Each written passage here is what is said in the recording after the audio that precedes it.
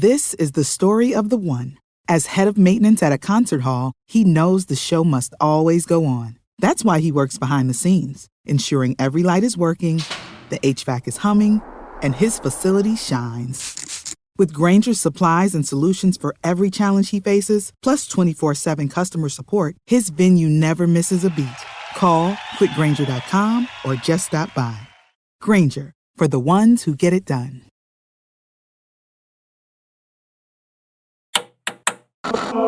With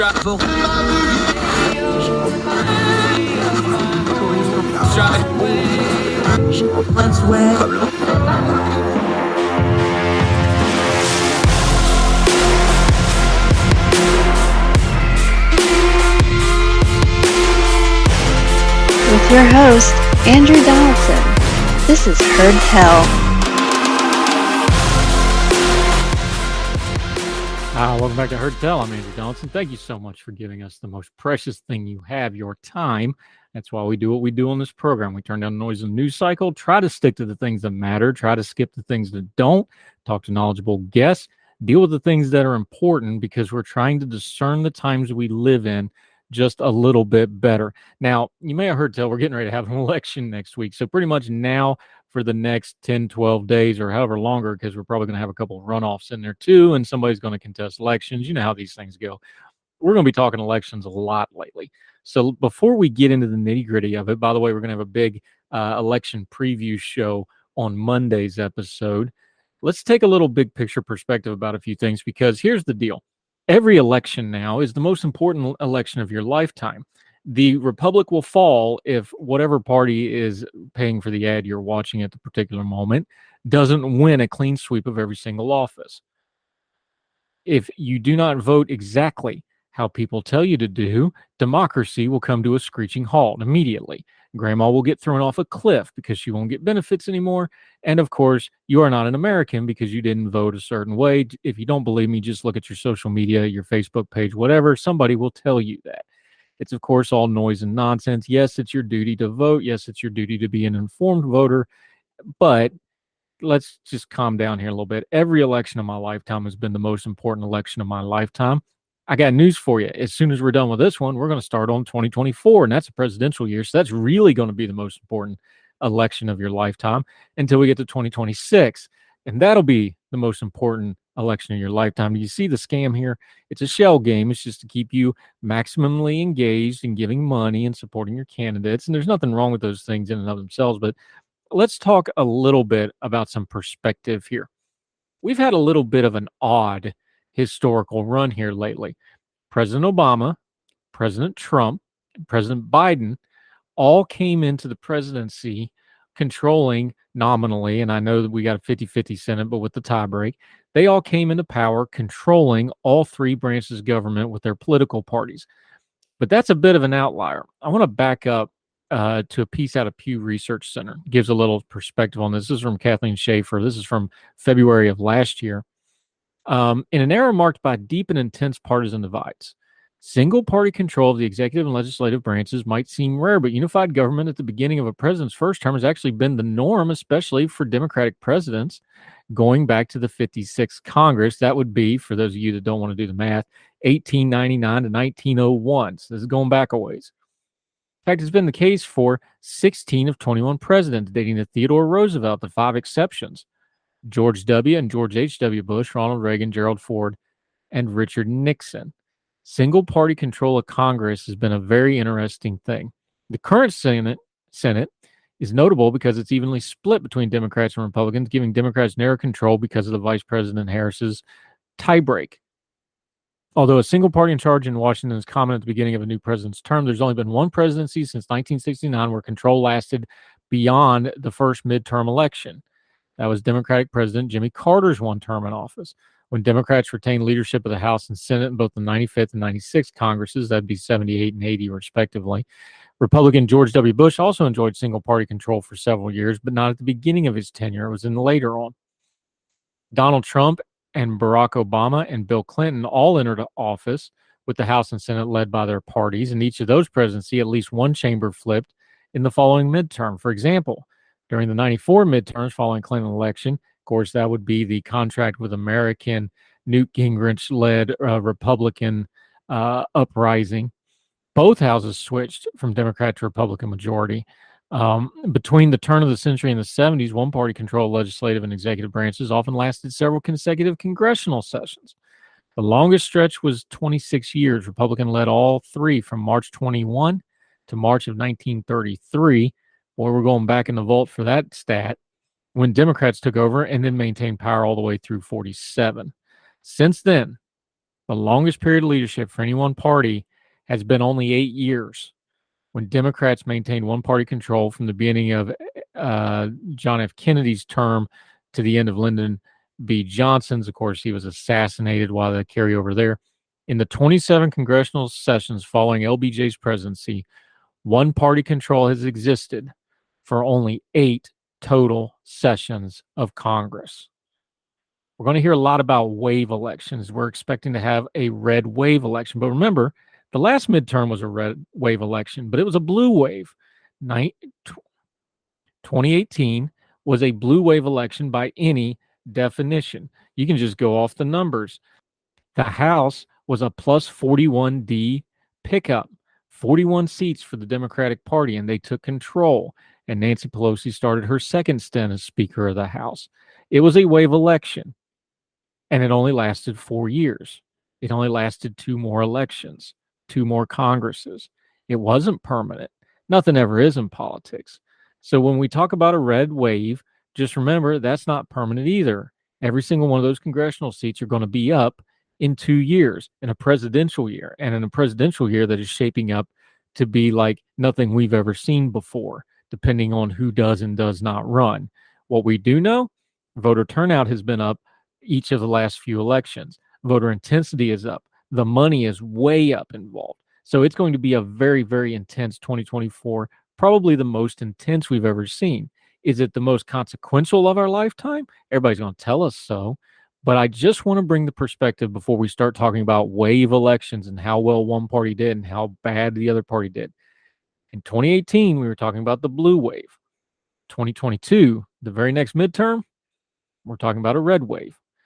And depending on how this Congress performs, they could get swept out again. Remember, every 2 years, the entire House is up for a vote, a third of the Senate, and every 4 years, the presidency. And underneath that, you have governors, attorneys generals, Senate, House, legislatives, assemblies, whatever your state has, local elections. I told you last week when I did my early voting, 75% of my ballot easily was judges. There's a lot more to elections, and these wave elections are fleeting. Like all waves, they come and they go. They come on the shore. Depending on how big a wave it is, they may leave an impact, but they always, always recede back into the political ocean, and the next wave comes, and it will probably be the other party, because these things tend to go a little bit in cycles. So keep your bearing and keep your perspective over the next couple of weeks. Yes, the Republicans are in line to do very, very well. The Democrats look like they're going to take a shellacking this time around. But it was only a few elections ago the shoe was on the other foot. And it'll probably only be, historically, cyclically, common sense-wise, it'll only be a few more elections before they are again. So keep your bearing. These things are temporary. Don't be building mortar brick houses on the shifting sands of wave elections and national narratives.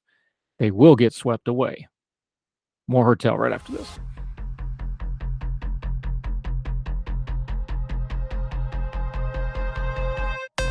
Growing businesses and finance professionals, you need Bill Spend and Expense, the free-to-use spend management software.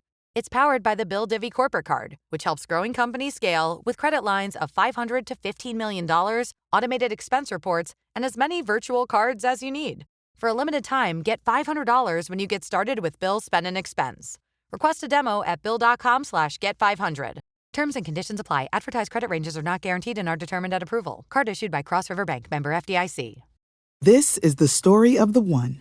As head of maintenance at a concert hall, he knows the show must always go on. That's why he works behind the scenes, ensuring every light is working, the HVAC is humming, and his facility shines. With Grainger's supplies and solutions for every challenge he faces, plus 24/7 customer support, his venue never misses a beat.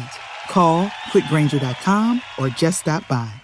Granger, for the ones who get it done.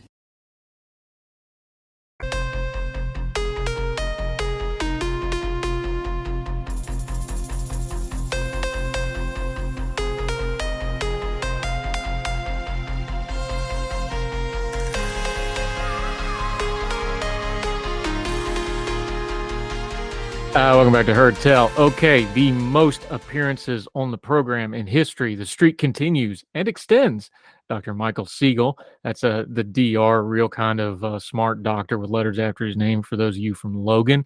Friend of the program, Ordinary Times contributor. He flies spacecraft. He teaches young minds. He does all sorts of things. Michael, how's you, sir? I am good. How are you today? I'm hanging in there. Let's start terrestrially, if that's still a word. I'm not sure if it is or not. Your latest throughput. Every Thursday, he does a science feature for Ordinary Times.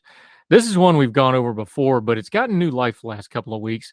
The COVID lab leak theory. Of course, we all know about the Wuhan Institute of Virology. We know about wet markets. We heard that we've debated this for 2 years now? Yep.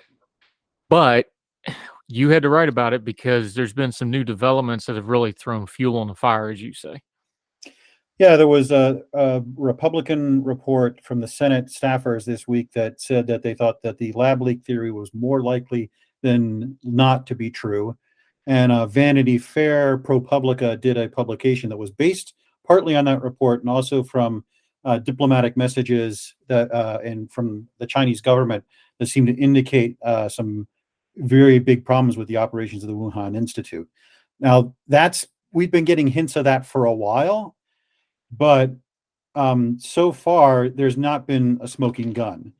What you have with the lab leak theory is a lot of suggestions, and just starting from the fact that it's the Wuhan Institute and the outbreak happened in the city of Wuhan. Now, Wuhan is a massive city, and the wet markets have been previously identified as a potential source of a viral outbreak. So that's not completely definitive. But when you dig into the Republican report, and especially when you dig into the ProPublica report, it's still just a lot of conjecture. There's no real solid evidence. We do know that Wuhan had problems with their BSL-4, biosafety level 4 facility, but that's not unusual. That's not really new news. This summer, there were 2 papers published in Science, though, that looked at the COVID-19 virus from a biological perspective, looked at its DNA, looked at its evolution, and they concluded that a zoonotic outbreak, an outbreak from a bat or a pangolin or something like that, was far more likely than a lab leak. We're probably unlikely to know for sure, and we're especially unlikely to know for sure because China has been very opaque on this issue. Their investigations have been kind of cursory and secretive, and they're not really sharing the kind of information that they need to share so we can definitively nail this down. And we might not, even if they were, we might not know for sure. So I would say that this is a lot of smoke, but not a lot of fire. A lot of conjecture and suggestion that plays into a lot of people's priors on this. One of our commenters pointed out, the idea that the virus broke out randomly from a wet market is scarier than the idea that this was a lab leak, something that could be more easily prevented. But in the end, the evidence still weighs heavily on a zoonotic origin. It's not, I would say, the lab leak is not a conspiracy theory if you're talking about a lab leak. If you're talking more of the plandemic, Bill Gates did this so we could all have 5G chips installed in us or whatever, that's a conspiracy theory. But I think while the lab leak theory is not ruled out, it's very unlikely at this point. Yeah, Dr. Michael Siegel joining us. Here's how I break down news stories, and this is where I have a problem with this one. How we get the news is usually just about as important as the bit of news we're getting, right? Mm-hmm. So we have a couple parts here, and you already touched on one of them. We can't trust anything coming out of China because we know they lie, cheat, and steal because they're a dictatorship that are obsessed over information control and image. That's why we had the outbreak in the first place, because they spent a lot of time denying that this thing was communicable to humans. I mean, we might not have contained it anyway, but that certainly didn't help. Yeah, so we've got the China piece. You mentioned this is Republican staffers, but it was put out into the media, the mass media, by Vanity Fair and ProPublica. These are not two organizations that are normally really super friendly to Republicans and or right-wing political entities. ProPublica is very open about being activist journalists. They actually do really good investigative work. They're biased, just program that in, but when they investigate something, it's usually pretty solid. They know what they're doing. Vanity Fair, of course, is a very progressive liberal publication. Normally, when they agree with something from the right, you would go, okay, well, these folks don't usually get along. There should be something to that. That kind of piqued my interest. So if there's a lot of smoke and no fire, why are we having these convergences, do you think? Because that does get people's attention. That lends credibility for some folks, but are they all just chasing threads, or is there some there? I think that if this did turn out to be a lab leak, it would be one of the biggest news stories ever. People talk about media bias and the media burying stories. If a left-leaning organization were to discover the smoking gun and say this absolutely came from Wuhan, they'd win a Pulitzer Prize. It'd be the biggest story of the year that this came from the lab. And it's not, an unreasonable supposition. We have had outbreaks from labs before. The last person to die of smallpox got it from a lab leak in the UK.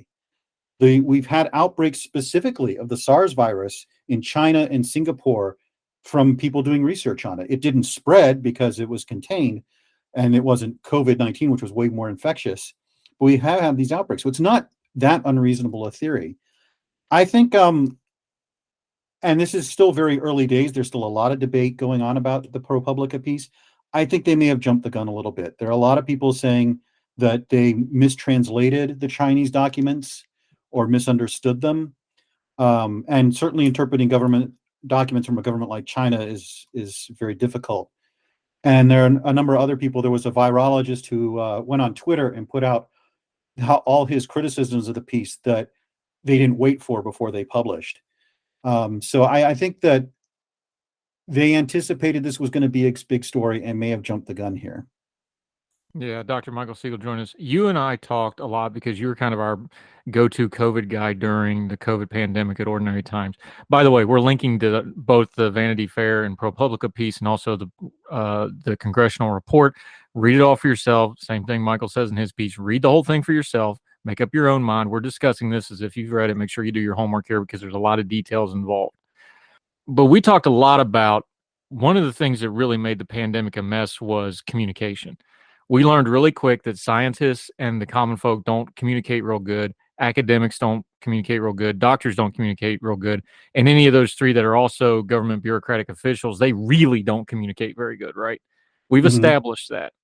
So you understand where people are coming from with this when it's like, well, hey, when we brought this up in the early days, you were deplatformed. You were told, no, you're crazy. Don't even ask this question. And now we're coming back to this. You understand where people get a little skittish with this stuff because of the way it was communicated, because of the way it was handled, believe the science, all that mess that we've talked over and over and over again until we're sick of it for 2 years. This isn't in a vacuum. This story's getting more life because of the way people treated it, because of the way people manipulated it, and because of the way you said it before, the way people put their priors on it before. This isn't in a vacuum. This is a sequence of events that brought us back to this story yet again, right? Oh, absolutely. I think that the lab leak theory was dismissed early on and with far more certainty than it warranted. Certainly, there was a lot of junk science being done that they said proved the lab theory, like, oh, these sequences only have a 1 in X chance of occurring. Well, that's why we don't get disease breaks every year. Or there were I think a lot of people were concerned that validating the lab leak hypothesis would link to really crazy conspiracy theories about a pandemic, or that China was using this as a bioweapon against the West or something like that. But I think that there was a necessity, and I wrote about it at the time, to divide between people saying this may have leaked from a lab by accident or even on purpose versus this was some giant, vast conspiracy to kill millions of people or make Bill Gates rich or whatever their conspiracy was. I do agree that there was far too early, I don't want to say far too aggressive dismissal of lumping this in with conspiracy theories rather than what it was, which was legitimate question of, hey, there's a virology institute just in this same city that researches coronaviruses. Is there a chance that these are related? All right, it now appears that it's unlikely, but I don't think you can ever rule it out. And so while I would say pandemic conspiracy theories are disinformation or whatever, or crazy, I would say that saying this came from a lab leak is, while not favored by the evidence, is not a crackpot theory at all.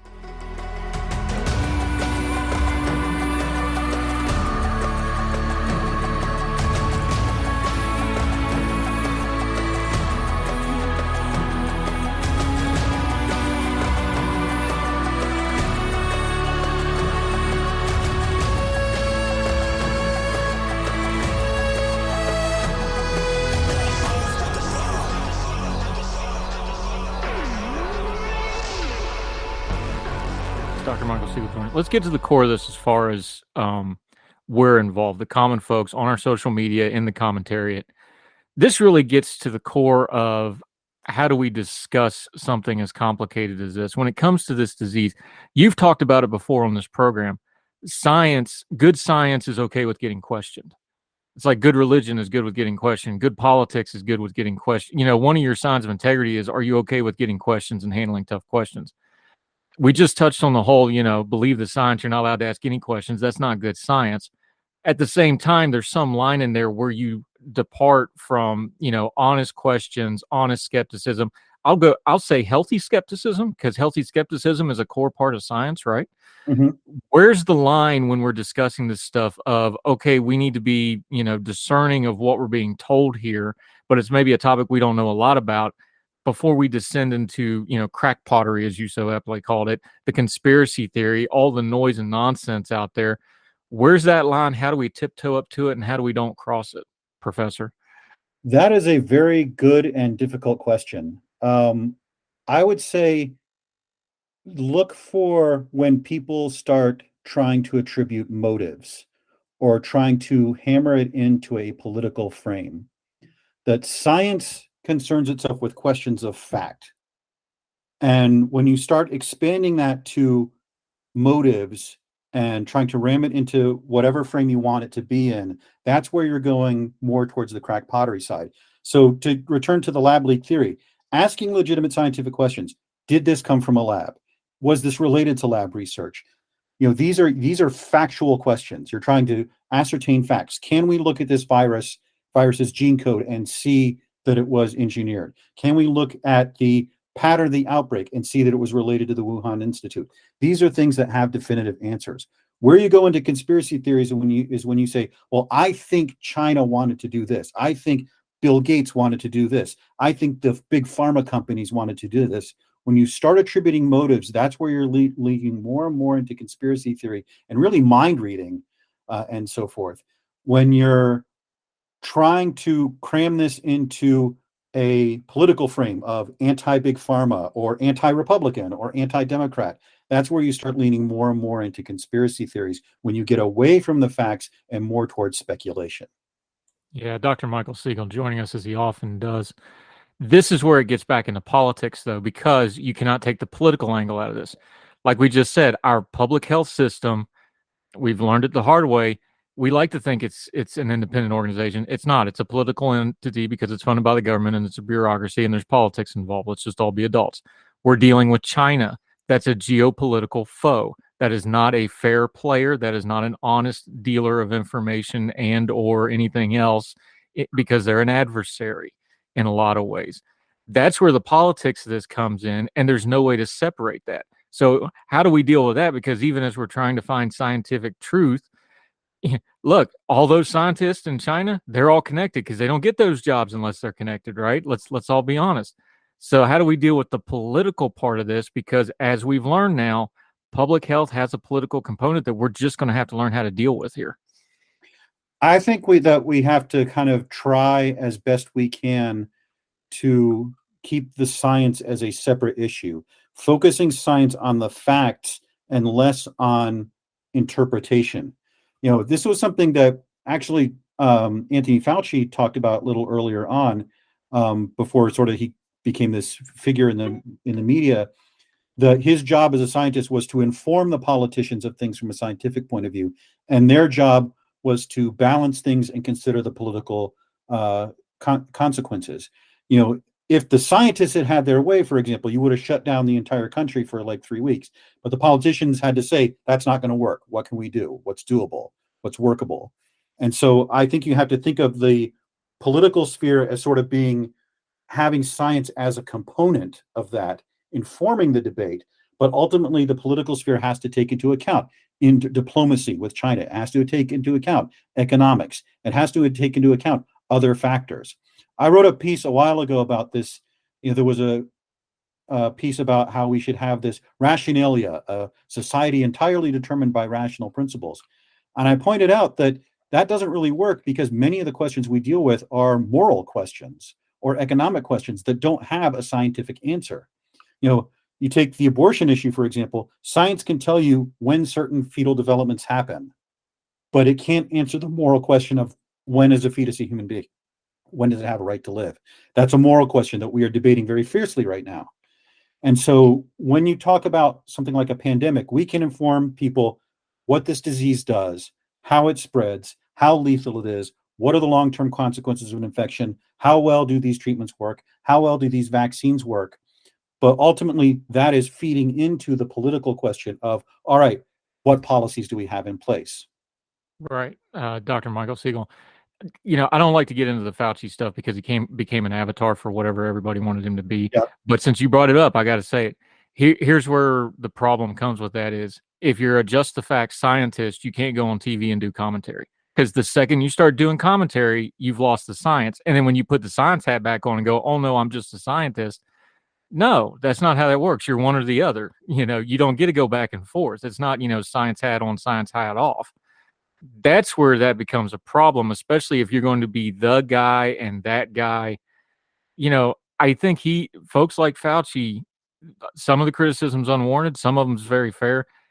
If you're going to be in that role and you're going to be the highest paid government employee we got on that matter, and you're the expert, you've got to be aware of that, don't you?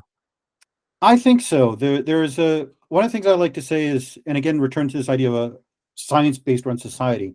When you mix science and politics, the result tends to not be to scientize the politics, but to politicize the science. Does politics always win when it's science? Not to interrupt you, but does politics always win when it's politics versus science? Because it sure looks like it is right now.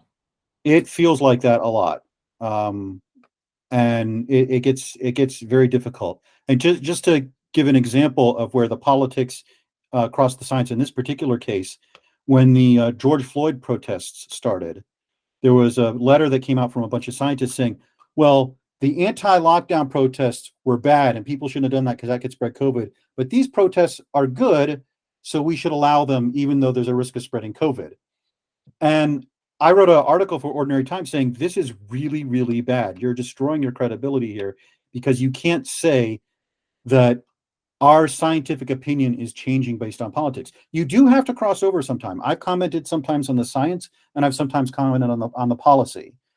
As sort of a blogger and a writer, and being on Twitter. But you have to be very careful when you cross over those roles, because if there is a perception that your politics are informing the science, you're really damaging your credibility.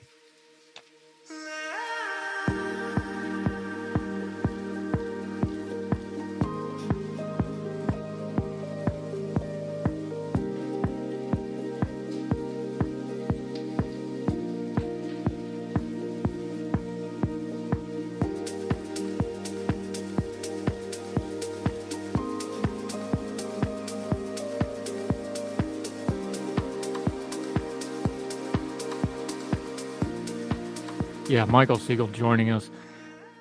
This all happened about the same time the Emily Oster piece came out in the Atlantic. If you don't know what we're talking about, we both read it. I've already commented on it. You've heard my comments on it, so I'll let you rebut here in just a second. The piece was Let's Declare a Pandemic Amnesty. We dealt with it on this program. You can go back and listen to that episode from a couple of days ago. Basically, and by the way, the title was horrible. You need to actually read the piece, to be fair to her. I have found her to be mostly level-headed throughout the pandemic on most things. There's some things I don't agree, but she's not been a bomb thrower. I think she's been mostly even-handed. She goes through this pretty, look, the education stuff was bad. The government stuff was bad. people not listening about the vaccines was bad. I think she's pretty even-handed. I think the title kind of throws people off. They react to the title, didn't read the whole piece. Having said that, the title poses a question that we must deal with, and I've dealt with it. Let's declare a pandemic amnesty. So when something about the same time the fuel's getting thrown on the lab leak fire, this goes into my take on it, and I'll just summarize it real quick, and then I'll give you the floor on it. My take on it was, well, it depends. Are you talking about people that made an honest mistake? Are you talking about people that just didn't know any better and adjusted as they went to the information? Is it people that made a mistake and said, hey, I messed up, I didn't know any better? Of course, those people should get some grace and get some forgiveness. But there's a lot of malicious people that use this for a lot of different reasons that don't have one little iota of regret. No, I don't think they should get amnesty, because you need accountability for this stuff. And when you're talking about something like a lab leak theory or the origin theories, that's why you look at that, because you want to prevent this from happening again, and you don't get that without accountability. So I can't get on board with a blanket amnesty, even though I think we all should treat each other a little bit better. Your thoughts after reading the piece and hearing my commentary? Well, I agree with a lot of what you said. A lot of people had not read the piece, and more of them are not familiar with who Emily Oster is.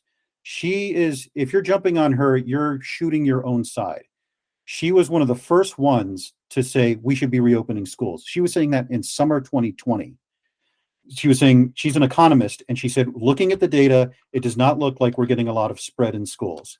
Now, there's a caveat to that. There were mitigations. There was improvements in ventilation, masking, and especially once vaccines came out about 6 months later, that really made it easier to put people back in school. So she was one of the good guys. You don't really be jumping on her. And as you point out, she's also talking about the early days. People forget what it was like 2.5 years ago, that this was kind of terrifying, that we had this disease coming out. We didn't know a lot about it. We knew it was very infectious. We knew it killed. And in the early days, we probably did overreact, because we didn't want to happen in the United States what happened in Italy. People like to say, well, COVID only kills 1% of the people who catch it, which as though that 1% is not a lot. But that's if you're getting first-rate medical care. In Italy, you remember when they really got hit hard, they were doing triage. They were saying, this person's 80 years old, we're just going to let them die. We don't have the resources to treat everyone. This person's morbidly obese, we're going to let them die. We don't have the resources to treat everyone. And a lot of the restrictions early on were to prevent that situation from happening in America, which it did. We did not get to quite that point of triage. Now, we know that some of those were arbitrary and kind of stupid. Like, she talks about beaches being shut down. Beaches were one of the safest places you could be. We didn't really know that at the time, but in retrospect, that was dumb. A lot of things were kind of arbitrary and capricious. But if you think having arbitrary, capricious overreactions to a public danger is unique to COVID, I would suggest that you're not terribly familiar with the history of American politics. We do this with everything. And that plugs into sort of what you were saying, that this exposed the way we react to issues, that we have a tendency to say, we must do something. This is something. Let's do it. Oh, you don't want to do it? Then you don't want to do anything. And so I think we did need a more vigorous debate on these subjects. Schools, it wasn't obvious that schools could be kept open, because, I'm just getting over a cold my son brought home from school. But it does appear that we could reopen schools. And I remember I was teaching at Penn State in fall of 2020, and a lot of people were telling me this is going to be a disaster. We're going to have mass casualties. We're going to shut down the school in 5 weeks and so forth. And we didn't. We did have a lot of students get sick, some of them seriously, but between masking and eventually vaccinations and central quarantine for students who were exposed and lots of testing, we were able to keep in-person schooling from the beginning of it till Thanksgiving break. And that was a learning lesson for us, that yes, we can control this without sending everyone home. I also think people didn't anticipate what a disaster online learning was going to be. We've been doing online learning for a while, especially in colleges. I mean, you did online classes for your education, and you had good things to say about them in some cases. I don't think anyone anticipated just how bad it was going to be. So later decisions are a lot more debatable. Oster was advocating for opening schools in the fall. I think it could have made a good case then. By spring, when we had most of the teachers vaccinated, you absolutely could have opened schools. And so I think we should have a really good discussion about that. But I would point out to a lot of the people jumping on Oster and a lot of people criticizing the early decision making, if we start holding people accountable for things they said and did during COVID, it's not going to go the way you think. We're going to be talking about holding people accountable who said this was just the flu. We're going to be holding people accountable who, were vaccine and continue to lie about the vaccine, saying they're unsafe. There is now a very good scientific paper out showing that red areas of the country had much higher death rates than blue areas of the country, even when you correct for differences in age, because they were way less vaccinated. And that was a lot of vaccine skepticism that was pushed by a lot of the people jumping on Emily Oster and saying she's wrong and she's crazy and she's stupid, that they pushed this vaccine skepticism, which killed conservatively tens of thousands of people that didn't need to die. So we're going to talk about that kind of accountability, or are we just talking about accountability for those early days? Now, I do think they have two legitimate points when they talk about the early days of COVID and the sort of government, the sort of establishment response. One is the hypocrisy that you had, people saying you can't go to your grandmother's funeral, and then when John Lewis dies, they have a big funeral. Or people saying you can't go out to eat, and then they're having dinner at the French Laundry. Absolutely call out hypocrisy. And those people who were hypocrites absolutely need to be held accountable. And I also think that we should talk about the certainty with what a lot of these things were said. When the scientists less than the media, but even some of the scientists were saying, if you go to a baseball game, you're killing grandma. That was just, that kind of certainty was not warranted by the data we had at the time. And this is a dilemma for science. A lot of times, if you make it clear that we're not really sure, this is the best piece of knowledge we have, people think that you don't know what you're talking about. So that's a difficult line to thread. So I do think those are very legitimate criticisms. But plugging back into what you were saying on Tuesday, overall, I think COVID exposed a lot of the underlying problems we have in our politics and the way we discuss things. That, you and I talked about gun control a few months ago. We have one side that says, if you're against gun control, you want kids to die, or if we have the other side that it says, if you want gun control, you want tyranny. And, there's this tendency to extreme your opponent's views so that they're easier to dismiss. And so a lot of these hysteria, a lot of the certainty, a lot of the ad hominem was not unique or new to COVID. These are dysfunctions in our political system, dysfunctions in the way we discuss the issues. And COVID, because it was one of the biggest, probably the biggest crisis we have had since World War II, amplified these dysfunctions.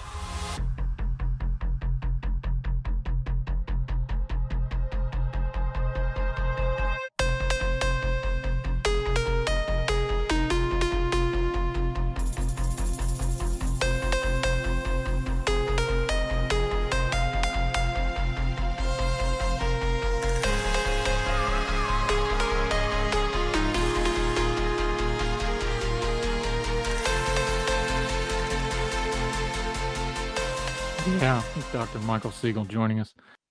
The one that got me where I just went, okay, remember when they banned the seeds up in Michigan? You could not buy seeds to plant. I was actually just going to mention that. That's the one for me where I was like, okay. And remember, this is one of the first banned things. Like, this is even before I think we shut schools down. They started doing this stuff. I'm like, okay, you're just, this is masturbatory. There is no rhyme, reason, or time. That's the one that really got me. Yeah. For those of you who don't know, there was in Michigan, they had grocery stores open, but they had non-essential items roped off. And so someone had a picture where they'd roped off the seed aisle saying, you can't stop for seeds. And their logic was, we only want people to go to stores if they absolutely have to. We don't want them shopping. But the amount of time it takes to get seeds from a store and the amount of risk that people are exposed to is minimal. This was the big problem. And it is a dysfunction in our political system of not looking at cost benefit analysis. The benefit of roping off seed aisles could not be measured with the Webb telescope, but the inconvenience it caused to people was significant. And frankly, having people go outside and garden was one of the better things they could do. It's insanity. Dr. Michael Siegel, the most appearances on this program ever. We're going to keep that going as long as we can because he's really, really sharp, and he's becoming a multimedia, multi-platform superstar with his YouTube channel. Also writes at Ordinary Time. Let folks know what you got going on, where they can follow you, all the different things you've got going on. Your latest that we talked about a little bit earlier, the throughput, that is up at ordinary-times.com as it is every Thursday. The YouTube channel, your Twitter. Also wrote a good little book, by the way. You got to go pick it up. Let everybody know what you got going on there, sir. Sure. And Ordinary Times is a good gateway to everything I do. All my videos I post there so that people can find them. I'm actually, now that I have a few subscribers, you can just go to YouTube and Google my name, Michael Siegel Astronomy, and you'll find my video channel, and hopefully you'll find something there that you find interesting. Join the ongoing 2,000 comment debate over what the best spaceships in science fiction are. But yeah, that's the best way to find me is usually through Ordinary Times. We're going to do that one where we talk about the crew and the military setup of those space captains too. I can't wait to get in on that. That's going to be a fun one. Yeah, Dr. Michael Siegel. Yeah, he was my guest. I just always love. We get so obsessed with the. You just proved it. They get so obsessed with the ships, you forget you got to have a crew to run that thing. Yep. Does the crew match the ship? Because then the ship doesn't work and doesn't make any sense. But we'll get into that. Not all officers either. Yeah, don't get me. Like, I'm a retired sergeant. Don't get me started on lieutenants. Like, all the lieutenants are superstars. I'm like, no, lieutenants are like baby giraffes. They can't even walk in a straight line. You got to like hold them up. It's ridiculous. Like that's. See, I'm giving you all the good channel stuff. I'm not going to give it to you for free. You're going to have to subscribe to his YouTube channel. Dr. Michael Siegel. Love it, buddy. Thanks for the time, sir. All right. Thank you for having me. Yes, sir.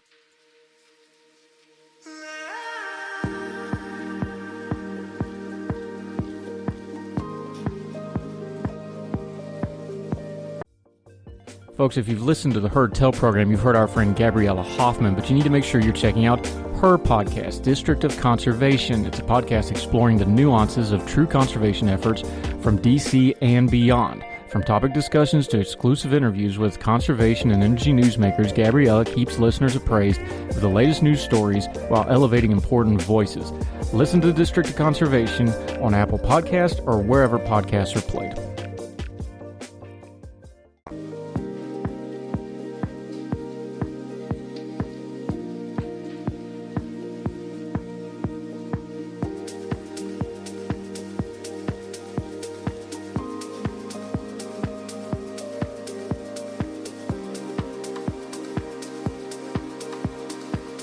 Back to Heard Tell. Let's talk about money and politics real quick because it is an election season. No, I'm not talking about donor money, although that's part of it. Do you realize the last midterm election, I went back and looked, 2018. Do you know how much money was spent on that election? $5.7 billion. And we're on track that we're probably going to spend more than that in this midterm election. So where's all that money going? There's a thing called diminished returns. There's only so much money these campaigns can actually spend. So why is it getting more and more expensive? Well, there's a couple reasons for it. Politics is very, very big business in America. You already know that it drives a lot of the news media, including this show. We spend a lot of time talking about politics, although we're not really getting rich off it, although we'd like to. We take PayPal, DM's open. But money in politics isn't just the buzzword of, oh, evil funding money. There's a little bit of that. That's true. There's plenty of corruption. But mostly there is now a power structure in place in America where politics is just really big business. All those networks, any kind of media platform now, they get a nice bump every election season by taking in ad revenue. And in some cases, tons of it. There was a report, remember when Michael Bloomberg ran for president for 3 months and dumped millions and millions and millions of dollars into it? He actually moved the spreadsheets on TV stations and TV networks because he dumped so much advertising money in such a short period of time. It was their own little line items. This is a boon to media, news media, the commentariat, print media, anything you want to say. If they can sell political advertisements, they're going to do really well on that. That's part of business. Then there's the consultant class, the folks that constantly have to be campaigning because that's how they make their money as professional campaigners. There's more of them than ever, and they're charging more than ever. They got to get paid. They got to show some way to get paid. So that means they have more and more metrics and more measurements and more candidates to try to lure in and hire them. And I'm fine for it. I hope they all make a lot of money. I'm all for people making money in America. Get your hustle on and do your job. I'm all for it. But that's part of where all this money's going to. And then there's the fact that these political parties love moving this money around because it helps them. There's certain ways that certain campaigns can do and move their money around. So even a long shot candidate, we've seen this with presidentials, the easiest way to see it. Even a long shot candidate, you understand the financials of a campaign, right? You can fundraise for your campaign. You sign off almost all your living expenses during a campaign off to the campaign. And then at the end of campaign, you may have some debt. But if you're really shrewd and you did well, maybe you can get an opponent to pay that off for you, or you can write it off. Or if you're really good with your money, you can hold on to that money and roll it forward into some other project. Or you can do what former President Trump's done and roll it into your legal fund. There's all kinds of ways to move money around. Money laundering would be a little too strong of a term, but if you want to move around massive amounts of money and fundraise it and be able to use it later, running a political campaign is a heck of a good way to do it and to keep it out of prying eyes. And besides, as long as you're campaigning, it looks like you're doing something, right? That's another reason there's so much money in politics. Biggest reason there's money in politics? Nobody said anything to stop it. Nobody's doing anything to stop it. You realize it's voluntary for you to give to one of these campaigns, right? Most of these political causes, political parties, and candidates do not need your donation, but we keep sending it to it. Now, that's your right. If you want to do that, more power to you, knock yourself out. Just understand they don't need it. And as long as we're feeding this beast, it's going to get bigger, fatter, and it's going to get hungrier. Maybe at some point, we, the public of all parties and all stripes, maybe we should stop giving these people so much money. Make them start working for a living again. Maybe make them earn our votes and earn our contributions instead of just writing blank checks for the cause because the buzzwords are nice.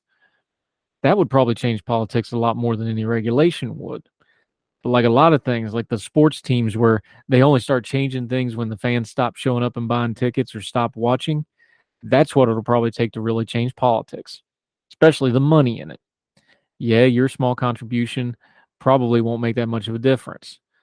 But imagine if we demanded the same performance from our politicians we demanded from our sports teams and spent our money accordingly. What kind of world would that look like? More Hertel right after this.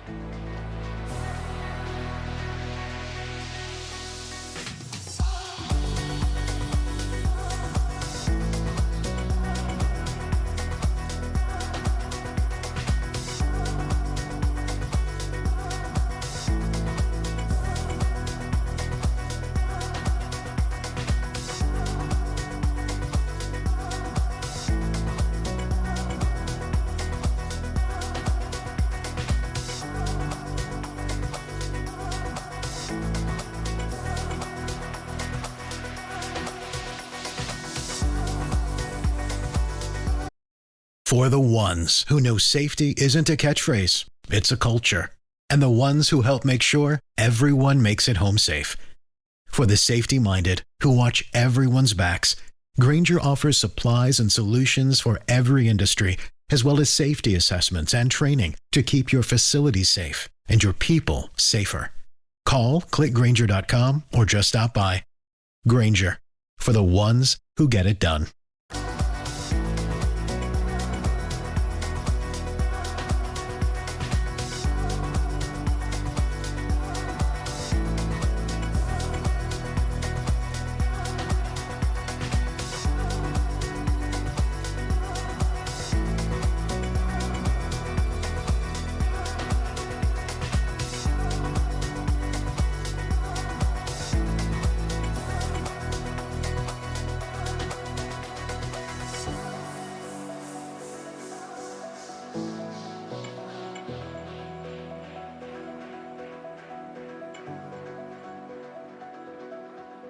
That'll do it for Hertel today. Thank you so much for watching and for listening, whether you're on the YouTube feed, the Big Talkers Facebook live feed, or on any of the podcasting platforms. Please make sure you're subscribed. Make sure you leave a comment and a rating. We really appreciate that. It lets folks know they can tune into our program and get quality stuff for their time. Make sure you share us on your own social media. We'd sure appreciate it. We got a lot of content out there, over a year's worth now. You can find something for everyone in there. We cover a lot of ground, and we proudly do so. We'll keep doing it. As long as you're out there watching and listening, we'll keep putting it out there for you. So, till we see you again on whatever way and whatever version of Heard Tell you're enjoying, wherever you and yours are, across the street or around the world, we hope you're well. We hope you're well fed. And we'll talk to you again real soon for more Heard Tell. All the music on Heard Tell is provided under a Creative Content license from monstercat.com.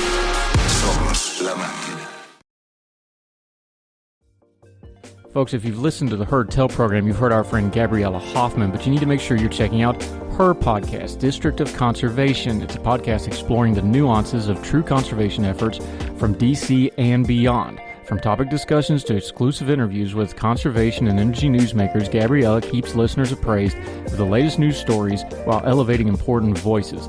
Listen to District of Conservation on Apple Podcasts or wherever podcasts are played.